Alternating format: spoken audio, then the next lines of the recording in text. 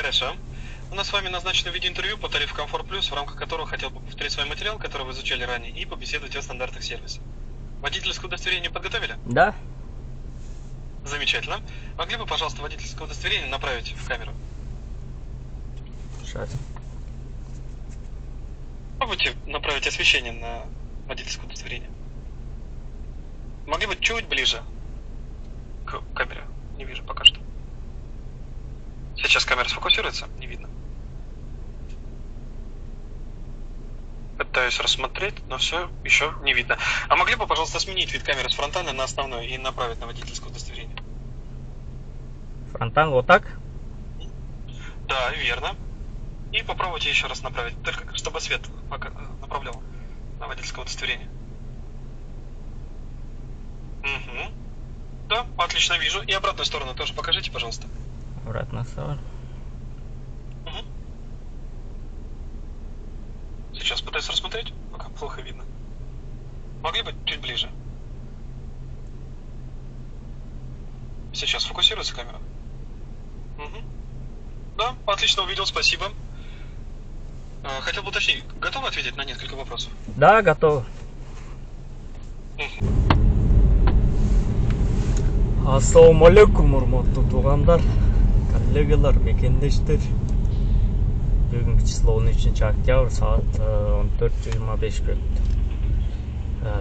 Комфорттуу досумун аккаунтунда иштеп жүрөм.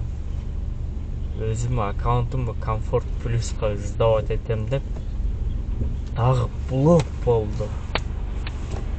Туугандар.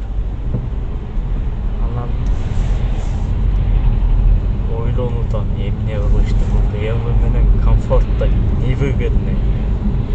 Либо машинаны переиздать этиш керек, либо өткөз бериш керек, либо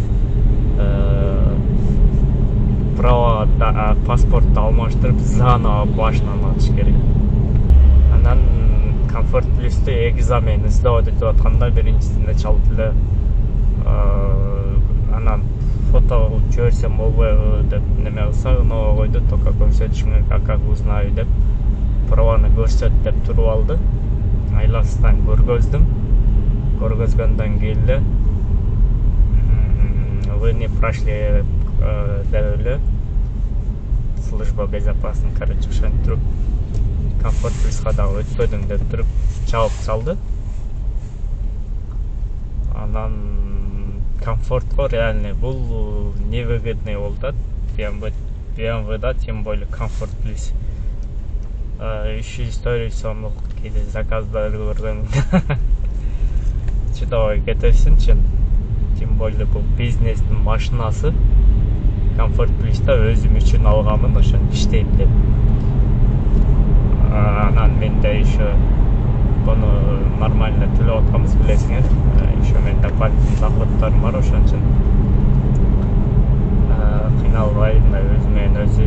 Тем более Комфортто боло турган болсо, өзүм аккаунтум дагы жок, личностьтан дагы бирөөдөн кыйналасың. И өтө кыйын болуп калат да. Анан өзүм аккаунтумду праваларды алмаштырып, посольствого чалсам, алмаштырайын деп праваны. 1 ай убакыт кетет экен. Бияктан заказ кылып алып келгенчи. Справка, анан неме акча төлөйсүң мамлекетине, анан биякта, короче, 1 айда келет дейт. Как Кыргызстанда госпошлина деп ошондой айтылат го. Ошону төлөсөң, анан кийин ошодон баштап 1 айда келет экен. Либо Кыргызстанга срочно самолет менен учуп барып, 4 күнгө тапшырып, кайтып обратно келиш керек. Анын үчүн 50 миң, 60 миң акча кетет. Кече өзүм лизинг төлөп, ошондо 7 айдыкын төлөнгөн болот, калганы 29 ай калды, мынча күн калды. Ошондой ойлондуруп атат. Эмне кылышты? Ойлоп көрсөңөр, силер деле бул бизнестин машинасы, Комфортто жүрүш сәл неудобно болот. Өзүм деле кейде заказдарды көргөндө настроение түшүп, өзсүз кармап секин төлөш керек деп иштеп жүрөбүз. Ойлонуп атам эмне кылыш деп. Либи до конца выкупать этиш керек, либо өткөзүп бериш керек бизнеске. Же хотя бы комфорт плюско ошол достойный мындай ишене турган өзүнө только ушу менен баягы машинаны выкупать эте турган өзүнө ишенген машинаны выкупать эте турган. Бирөөлөр айтмакчы, жүрөгүнүн үстүнө жүрөк болуш үчүн ошондой адамдар табыш керек да. Кээкилер ала бербейт экен бул машина BMW боюнчачы, коркот экен да. Анан көп эле айтып коет, билесиздер, BMW өзү капризный болот ишине. Анан мингенден билесиң, өтө деле эмес, билинет, запчасттары өтө кымбат, билесиздер. Өткөндө эле пришкивканы алып, жаңы алган 38 миңге алып. Ремонттору да вообще кымбат. Бир жерге айтсаң да мындай кымбат айтышат. Анан свойский кылып өз жактардан алмаштырабыз.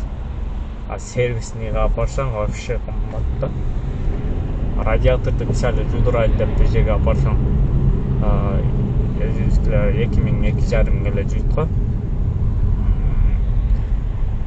Немелерге сервисный өздөрүнүн BMW автобустарга навеки немелерге алып барсаң 10 миң, 12 миң, 15 миңге чейин айтат экен. Чоң кымбат машина, кымбат расход болот, билесиздер. Эми көрөбүз, кишинеге жазган, ойлонобуз, иштеп көрөбүз. Анан видос бар да, комфорт плюс ачык. Ал бирок Кыргызстанда да. Хотя ошонун комфорт плюсун алып иштеш керек болду, өзүнүн аккаунт ачыш үчүн. Өзүмдүкү пожизнь блок болгон, служба безопасности.